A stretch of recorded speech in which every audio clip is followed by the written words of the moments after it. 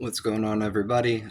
Today we're going to do a video on the Roman Dodecahedron. I've got another video, more science rooted, that I'll be putting out, if not today, then tomorrow, on why life begins at conception. It's just the way it is, it's the way science plays out. But this one is going to be on the Roman Dodecahedron, which I am I am 99% certain is the Jewish dodecahedron. Um, First, it was a random thing that was brought to me some time back. It's why I put a chapter on it in the book. Somebody basically threw it at me and said, "Oh yeah, figure this thing out." It wasn't as difficult as I originally expected it to be.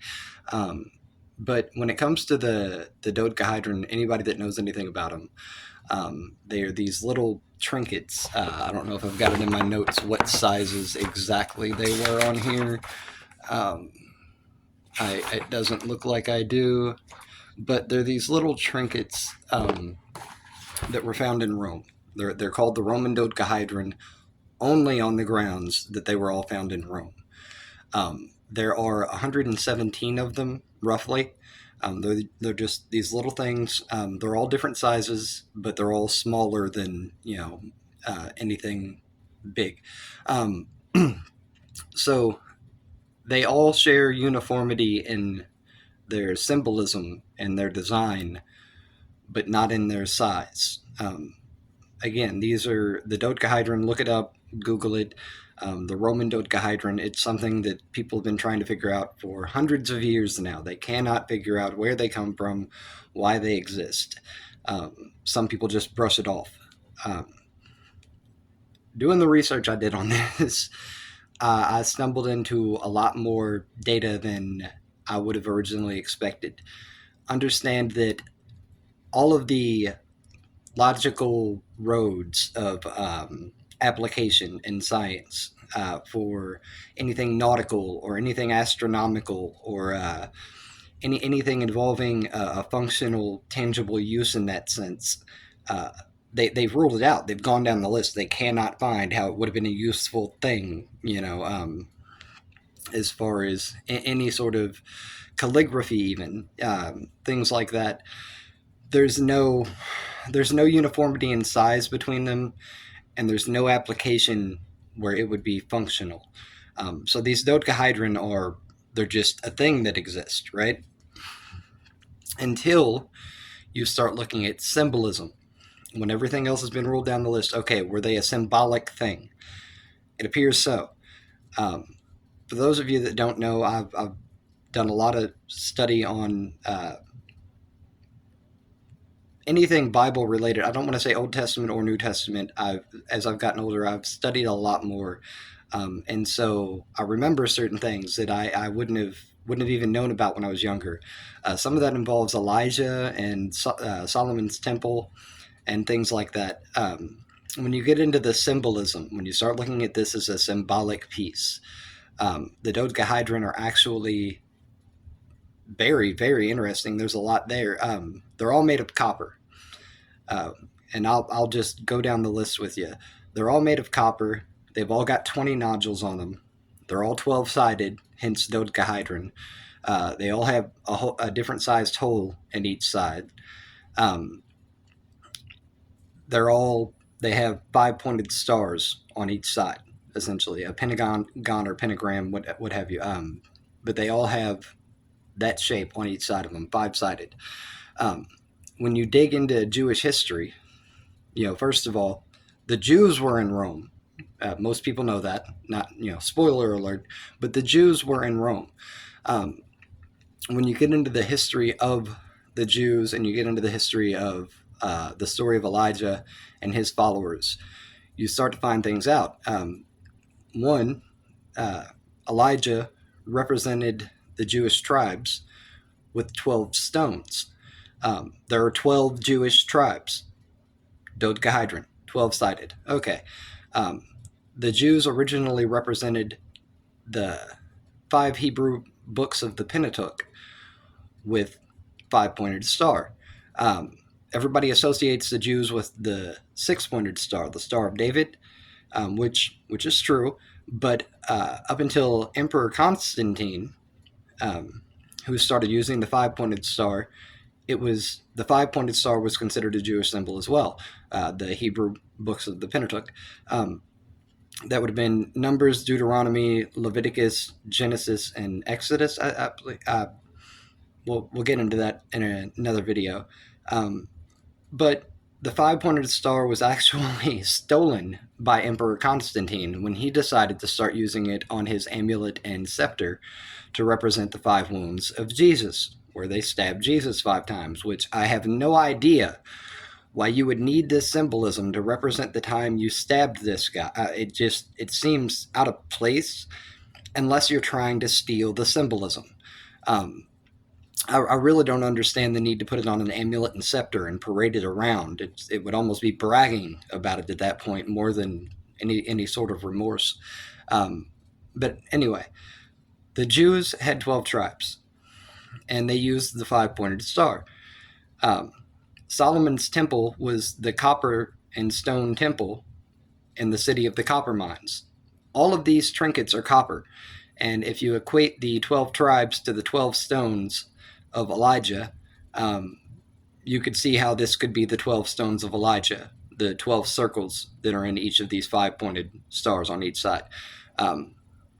So further than that, they make a very big deal out of Solomon's temple taking 20 years to make. There's 20 nodules coming off of these things, off of these dodecahedron.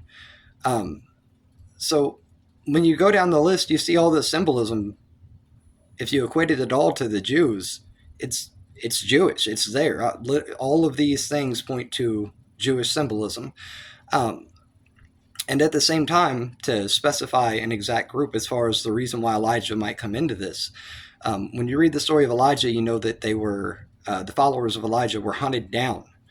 They were being hunted down, and by the time he had come back from pilgrimage, what have you, by the time he'd come back, they had been dwindled down to less than 200 and closer to 100.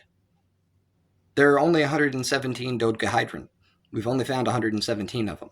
So even in the amount of the dodecahedron, it would have fall into line with the story of Elijah. It can be attributed to a specific group here. And what I found interesting is that they were being hunted down. If I was going to postulate some crazy conspiracy theory as far as that goes, I would say that the Romans might have been using the dodecahedron to hunt them down.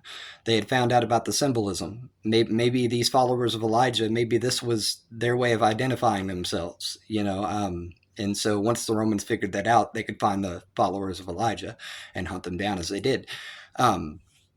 So I'm not positive about any of that. But when you look at all of the overarching data, as far as conclusionary data goes, this is where I'm at. 200 years, they've got nothing. They have no idea what's up with these Roman dodecahedron. For 200 years, they're just Roman and they're dodecahedron. That's it. That's what they've got. It took me about 200 seconds to get on the trail of this. And when I go down the list, you're dealing with copper trinket with 20 nodules on it, 12-sided, 5-pointed star on each side with a hole in each one. And there's 117 of them. When I look at all practical applications of these things, there are none. Same as any of the science has come up with up until this point for 200 years.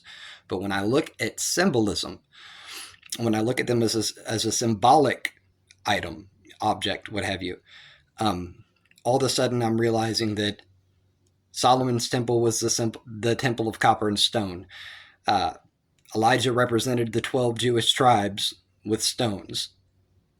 There were 12 Jewish tribes, hence the dodecahedron. The 5 books of the Hebrew Pentateuch and the 5-pointed stars.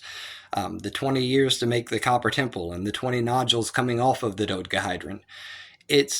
There's a lot, that just backs it up. It wasn't any one thing that I stumbled across and said, hey, maybe. I dug deep to just look at every possible thing associated with this object and to look at it and say, why would it be this way? Who would have made it and why? And when you call it a Roman dodecahedron for 200 years, you give the indication that it belonged to the Romans. This was a locational title. So it was the Roman dodecahedron because 117 of them were found in Rome. That's it. The Jews were in Rome, and the Jews at a certain point were fleeing Romans. It's you have to understand the actual history of the Bible and actually study data and compare and contrast. And again, I am all about science first. Science first, objective data. We've got 200 years studying the objective data of these things, and all they've got is we found them in Rome. That's it. So I don't think I'm off the mark here. I've never heard anybody else address these things from that perspective. I put out a video last year on it, and I've reformatted so everything got archived, and now I'm doing this. But it's in the book. The book has been out since last year as well. Um, it's it's not a complicated thing if you look at it as a symbolic object, and that is what you are left with. We've already marked everything else off the list. They've gone down the list with all of the science, and so you're left with symbolism, and that makes it make a lot of sense. And so that is why I will always call it the Jewish dodecahedron until somebody else can prove me wrong with any sort of tangible data whatsoever. I'm open for discussion on all of this. So if you've got any questions, if you've got any ideas, anything that you think might prove me wrong, refute a certain point of data, feel free to leave it in the comments. But just don't dissent because it sounds weird. I don't know. Some people seem interested in things like this. Other people get turned off when I get away from science specific this or that. So I'm a diverse person, and I will always use science first. But this is about logic. This is about reason. That's all included. And from a logical perspective, I don't see any other way around it. The data seems to present itself that they are Jewish dodecahedron. So thanks, guys. I will see you again. Like I said, I'm going to do a video on life beginning at conception and why science backs that up. That'll be my next video. If it's not here today, it'll be here tomorrow, and I will see you guys soon. Thanks.